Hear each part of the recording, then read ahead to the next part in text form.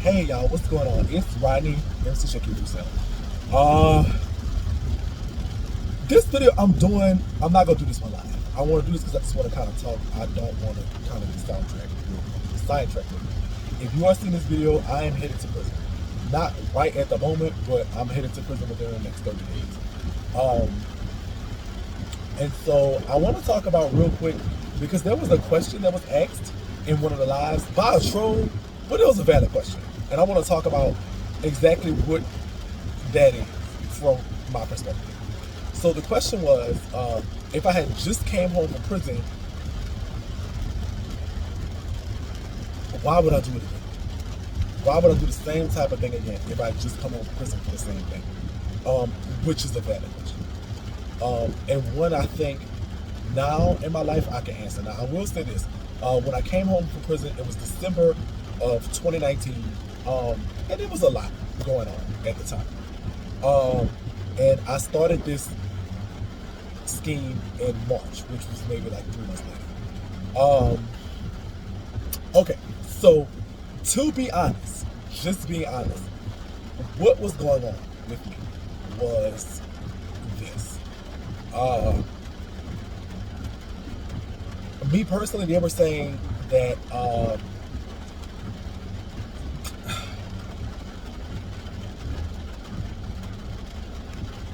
there was a desperation that I had coming home. When you in prison, I was in prison for 9 years and 1 month, 3,360 days. You think I would love something? You know, it's insanity to do the same thing and get and expect a different result. And so obviously, by definition of insanity, I was insane. Obviously, though, I felt that at the time, I didn't feel like it was my fault I went to prison the first time. I blamed a lot of people. I blamed you, I blamed the room, the rain, I done blamed everybody. I done blamed the judge, the prosecutor. I felt like a victim in my mind. I was around people who were clear people who had did 10 times worth of more fraud than I did and got the same amount of time. I had did 10 years. I had did 9 years and 1 month. I was 10 years. This thing for the prison, and it was just like so much. And so there was a lot of blame that went around, and I didn't want to blame myself. Also for me, the victimization that I experienced in prison when it came to being raped in prison was a big thing too. I blamed everybody. I didn't blame myself when I first came. So I did not care at the time about what I did. I didn't care about myself. I had a deep valuation of myself. I was institutionalized mentally.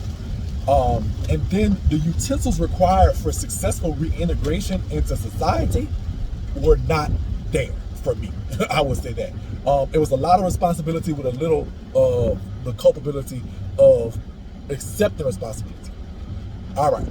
Now, all of this does not prelude, exonerate me off the fact that it's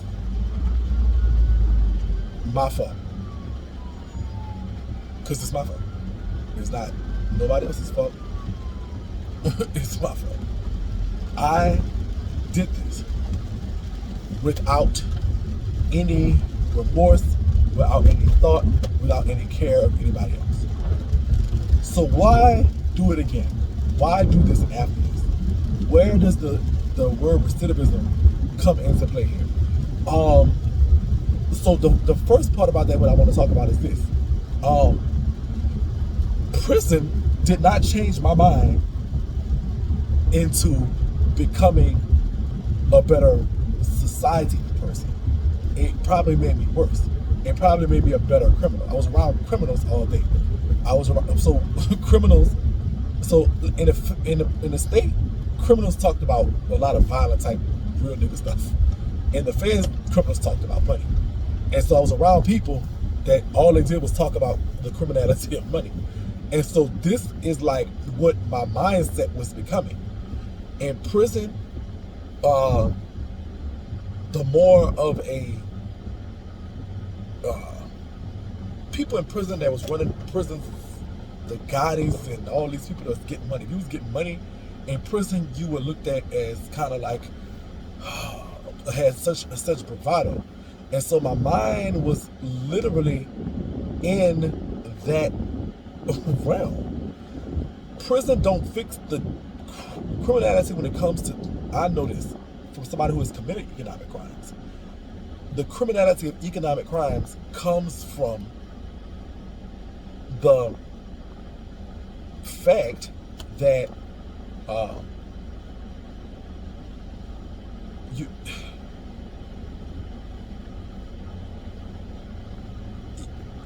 how can I say it? You're more of a, the more you do, the more you know, the more you grow. Bernie Madoff is in prison and would be good on any compound he goes to. He's a king in there.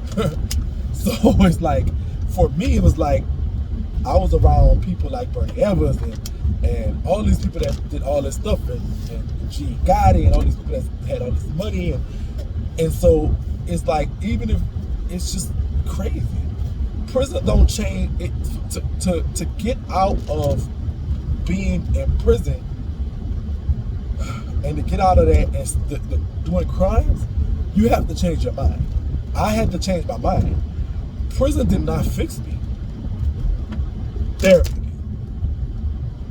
The psychology of it is. If you know my story, you know I did this in 2018, and then after I started to, I tried to become a different person.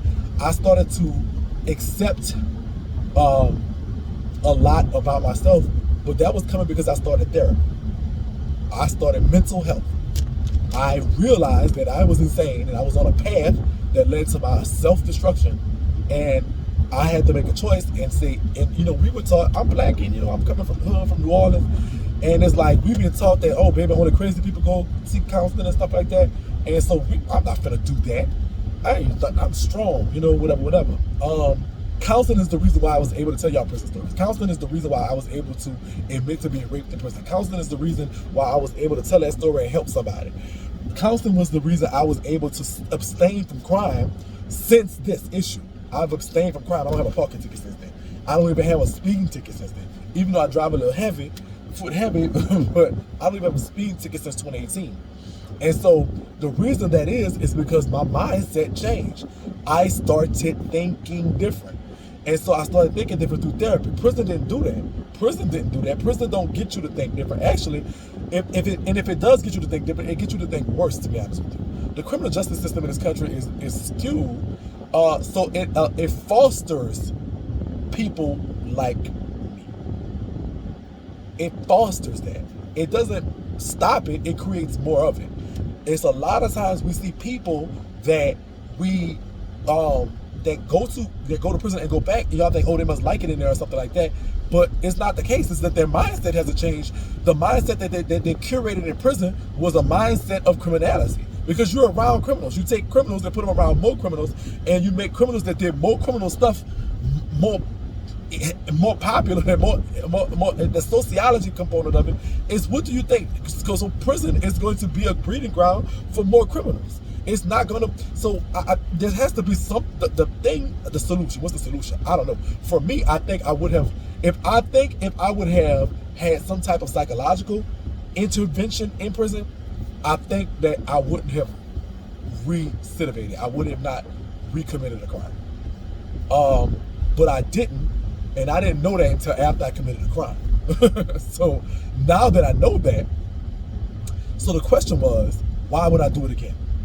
And the simple answer to that is that I did it again because I didn't think differently. I did not think differently. I went in with a skewed mindset, and I left out with an even more skewed mindset. I did not. I changed only when I started counseling, and that was a gradual change. So that's just what that is. The question was, why would I do it again? And the answer is because I didn't think differently. I thought the exact same. My thought process hadn't changed. So I'm gonna stop this video and do another video. Please, y'all, if you're looking at this while I'm in prison, or if you're not gonna, please subscribe. I do a prison story series, so there you'll hear that. I also do, so go check that out. Make sure you subscribe. I'm gonna have my address and stuff put in the comments and all that good stuff, and so y'all do that. And also I wrote some books. Y'all go check them out, please. Thank you. And I appreciate the view. You hear me? MC Shakie, just kind of talk about that.